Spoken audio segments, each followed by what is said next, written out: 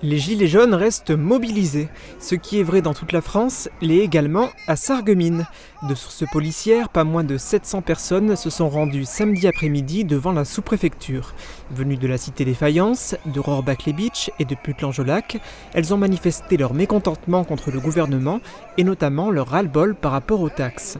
Après une heure de rassemblement pacifique et bon enfant, une bonne partie d'entre eux est allée sur la zone commerciale pour bloquer le Cora.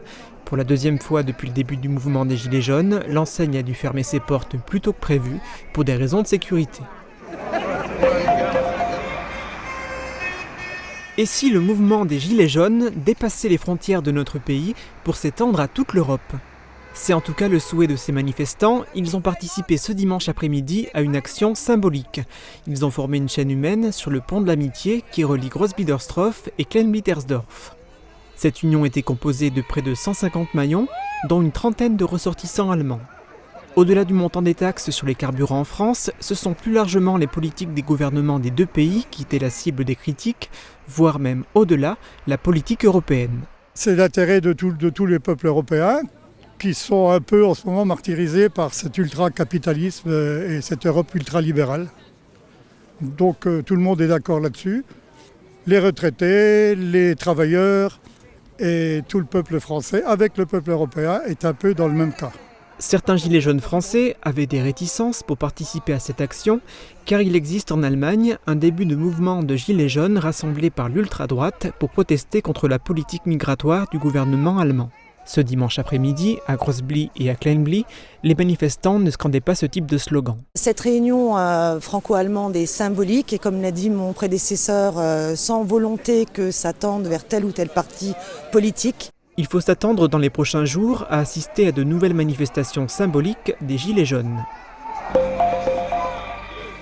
Branle-bas pour les bénévoles des Restos du Cœur. La 34e campagne d'hiver démarre demain, 27 novembre. Vendredi, l'entrepôt de Moselle-Est, situé à Bitche, était en effervescence.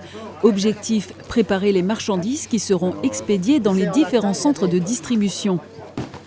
Une trentaine de bénévoles et salariés de la structure d'insertion de Schorbach étaient présents pour constituer les lots calculés en fonction du nombre d'inscrits de chaque centre.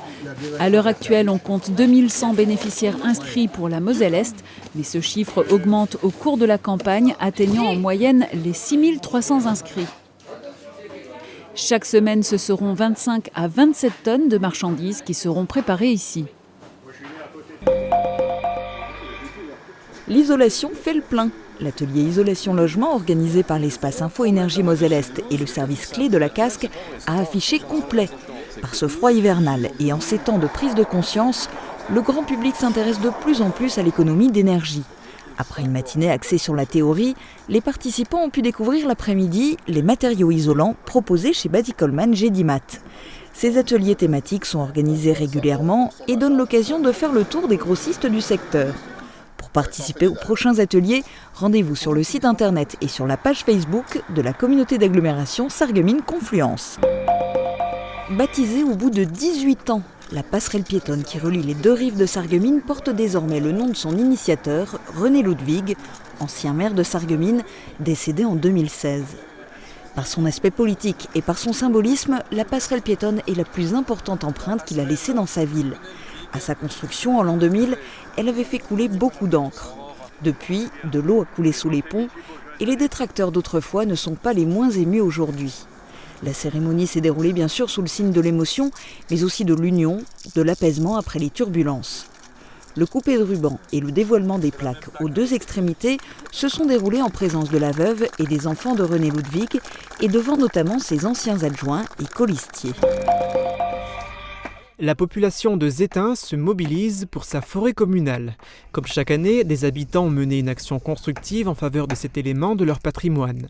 Autrefois, ils faisaient des plantations, mais en 2018, ils ont décidé de protéger les semis du gibier en installant des latibois. Au total, ils ont construit 10 carrés de 3 mètres carrés pour dissuader chevreuils et autres sangliers d'empêcher la régénération naturelle de la forêt. La volonté d'augmenter le nombre de chênes. Nous serons dans 200, voire 250 ans, si ces efforts ont permis d'atteindre le but souhaité.